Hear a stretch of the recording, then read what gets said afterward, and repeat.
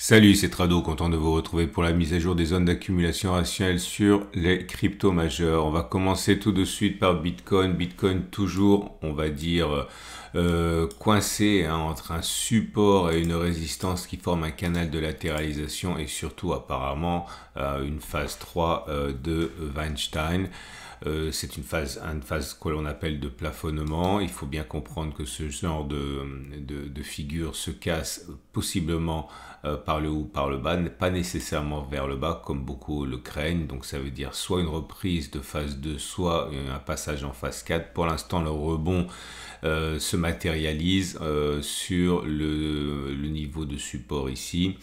On remarque au niveau des données journalières que c'est toujours pour l'instant plutôt encourageant parce que le support tient. Maintenant, on a une respiration juste là actuellement, mais le rebond de la semaine dernière a été significatif puisqu'entre les plus bas et les plus hauts, les cours ont pris plus de 10%. Donc la consolidation à laquelle on assiste maintenant est plutôt, on va dire, saine. Les bougies Aiki-Nashi indiquent que, bon, forcément, depuis 3-4 jours, les cours patinent, donc les bougies sont devenues rouges, mais c'est pas extrêmement baissier, puisque pour que ce soit extrêmement baissier, il faudrait des grandes bougies rouges sans mèche haute, comme on a pu en avoir ici, par exemple. Là, c'est pas du tout le cas, c'est plus de la consolidation, de la respiration qu'autre chose. Donc, je répète, on est en phase 3. Par contre, et malheureusement, on n'est plus en zone d'accumulation rationnelle. La zone d'accumulation rationnelle, maintes fois touchée pendant plusieurs semaines, ici était à 25 800, 24 270. C'est un retour dans cette zone qui pourrait faire office de zone d'accumulation à présent.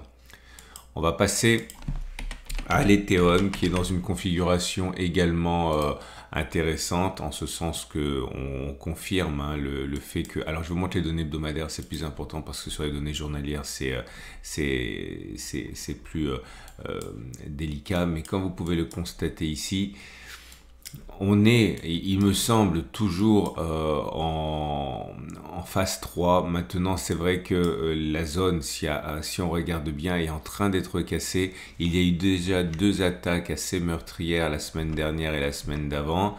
Il ne faut pas casser cette zone parce que regardez, la phase 4, ça ressemble à ça. Ok, donc on ne veut absolument pas assister à un tel scénario. Là, la cassure est toujours, on va dire, sur l'épaisseur du trait. Donc, j'ai envie de maintenir un certain espoir pour dire qu'on est en phase 4. Mais maintenant, il est vrai que objectivement, si on devait clôturer comme ça, on serait en début de phase 4. Donc, le bénéfice du doute, encore une semaine, on va dire. Les données journalières montrent que le rebond auquel on a pu assister sur Bitcoin n'a pas eu lieu à temps, on va dire, sur l'Ethereum, parce que rebond il y a eu, mais on n'a pas réussi à préserver cette zone, même si ce rebond a permis à l'Ethereum de prendre près de 9%. Pour l'instant, les bougies Aiki-Nashi montrent que c'est rouge. Alors, c'est rouge, mais d'une manière aussi, cette fois, on va dire, assez faible. Ce ne sont pas des grandes bougies rouges sans mèche haute comme on a pu en avoir ici. Ce sont des petites bougies avec mèche haute, mèche basse, bref. L'espoir, encore une fois, est permis, même si objectivement, on doit convenir que les choses se présentent assez mal dans l'immédiat pour l'Ethereum. On va passer maintenant à BNB. Et Binance Coin est toujours dans une phase 1, phase de base, phase d'accumulation. Les phases sont assez faciles à trouver. On voit bien la phase 2, on voit bien le fait que l'on est plafonné, on voit la phase 4 et depuis, eh bien, on est en phase 1, phase de construction de base, je l'ai dit. On est en zone d'accumulation rationnelle sur cette zone grise ici. J'ai globalement entre 252 et 186, c'est la zone qui est grise. On est en zone d'accumulation rationnelle. Les données journalières montrent que le rebond auquel on a assisté sur Bitcoin n'a pas vraiment eu lieu sur Binance Coin, puisqu'on est revenu exactement sur les niveaux qui ont impulsé la hausse.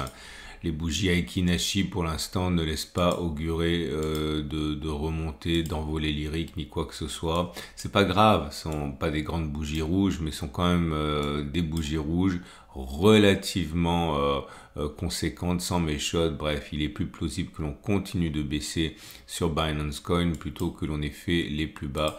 mais on est en zone d'accumulation rationnelle si vous croyez au projet. On passe à Ripple. Et on passe à Ripple qui malheureusement n'a pas réussi à préserver sa moyenne mobile à 30 semaines, et le fait que l'on ait cassé cette moyenne mobile à 30 semaines de manière significative depuis plusieurs semaines illustre parfaitement la phase 3 dite de plafonnement. Alors les choses sont allées assez vite depuis la phase 4, suivie de la phase donc la phase 4 de baisse, la phase 1 de base, la phase 2, et puis tout de suite après, après la victoire de principe contre la SEC, eh bien la cassure d'un moyenne mobile à 30 semaines qui nous fait rentrer en phase 3. Alors ça a l'air d'avoir été relativement court comme phase 2 et ça l'a été néanmoins, ne serait-ce que sur une bougie. On a pris 100%, donc les effets étaient là, mais la phase a été très courte en termes de durée.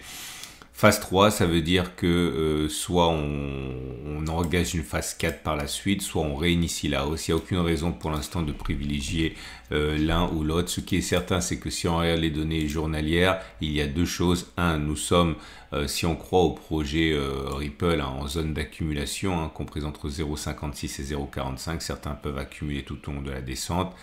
Et les bougies Aiki-Nashi montrent que ce n'est pas bon. Alors c'est pas dramatique non plus, ok, c'est pas des grandes bougies rouges sans mèche haute, c'est plutôt de l'indécision. Et à noter également que le rebond auquel on a assisté sur Bitcoin s'est retrouvé sur Ripple, puisqu'entre les plus hauts et les plus bas, on a pris plus de 12%, voilà, enfin non, 13%. Et pour l'instant, encore une fois, j'ai envie de dire que c'est avec Bitcoin ceux qui ont le mieux réagi aux semaines qui viennent de s'écouler. Cardano est en situation de danger par rapport à sa zone d'accumulation de base, puisque vous le voyez, on est à son extrême limite. Certains y verront une occasion unique. En tout cas, si on regarde le chemin parcouru à la baisse depuis les plus hauts, cela donne le vertige. On a perdu plus de 90% de la valeur sur Cardano. La phase 4 a été très claire, la phase 1 l'est tout autant, avec ces oscillations autour de la moyenne mobile à 30 semaines qui adopte une pente quand même assez dangereuse. Encore une fois, on est à un souffle d'un basculement en nouvelle phase 4. Pour l'instant, ce n'est pas le cas, et je le répète pour une fois, pour cette fois, les accumulateurs pourraient trouver de l'intérêt sur cette zone. On regarde les données journalières, alors vous l'aurez deviné, on est en zone d'accumulation rationnelle ici, dans la zone orange, comprise entre 0,276 et 0,221. Les bougies Aiki-Nashi ne sont pas odieuses, mais elles ne sont naturellement pas bonnes, avec des bougies rouges plutôt courtes, donc pas vraiment beaucoup de conviction baissière, mais en tout cas on est à des lieux d'une bougie verte haussière. Je le répète, toujours en phase 1, toujours en zone d'accumulation rationnelle pour Cardano. Même tarif, même sanction pour Dogecoin en phase 1, en phase de base, en phase d'accumulation, avec successivement une phase 4 et puis maintenant la phase 1. La moyenne mobile à 30 semaines décroît, on est en dessous, mais on préserve pour l'instant avec une certaine marge les bornes de la phase 1. Faut pas casser, vous l'aurez compris. Les bougies Aiki-Nashi indiquent qu'il n'y a aucune raison de se réjouir à court terme, mais il n'y a pas d'accélération baissière non plus, comme vous pouvez le voir avec ces bougies, certes qui ne sont pas vertes, mais qui sont courtes avec des mèches hautes et des mèches basses. Bref, c'est de l'indécision. On est en zone d'accumulation rationnelle sur les 0,070, 12, 0,054. Et c'est le tour de Solana, et Solana est dans une situation équivalente de base. Ce qui est bien avec les cryptos, c'est que c'est très facile de trouver les phases, encore une fois, phase 4, phase 1, et pour l'instant, cet englument est toujours bien visible, avec des cours qui oscillent autour de la moyenne mobile à 30 semaines. Nous sommes dans une situation, comme quasiment toutes les cryptos pour l'instant, en attente désespérée d'une phase 2. Les données journalières montrent que les bougies Aiki-Nashi sont, on va dire, c'est plus proche de Bitcoin que du reste, on va dire. Donc c'est relativement baissier puisque c'est rouge, mais c'est pas très baissier avec des bougies très courtes, mèches hautes, mèches basses. Je considère que l'on n'est plus en zone d'accumulation rationnelle. Il faudrait attendre un retour sur les 18,8, 17,4 pour l'être. On va passer à la dernière crypto. Et on va terminer avec une requête qui m'a été faite pour Polygon. Alors, nous sommes en phase 1. Alors, c'est pas très clair sur Polygon. Vous allez voir pourquoi. Parce qu'on a bien notre phase 1, notre phase 2, notre phase 3, notre phase 4.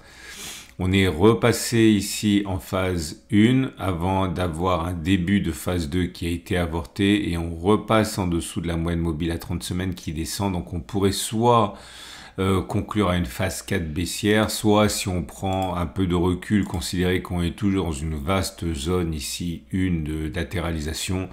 Bon, difficile de dire, on est pas un peu sur des cas extrêmes ici, mais ce qui est sûr, c'est que on n'est pas en phase haussière. Et si je m'en tiens à ce qui se passe sur les autres cryptos majeurs, je dirais qu'on est plutôt en phase de base. Les données journalières montrent que ce n'est pas brillant. Le rebond auquel on a assisté sur Bitcoin par exemple est quasiment invisible sur Matic, hein, puisque la progression certes était quand même de 12%, mais on a déjà perdu tout le terrain, quasiment gagné. On est en zone d'accumulation rationnelle, hein, si on croit au projet, à 0,55, 0,49. Voilà.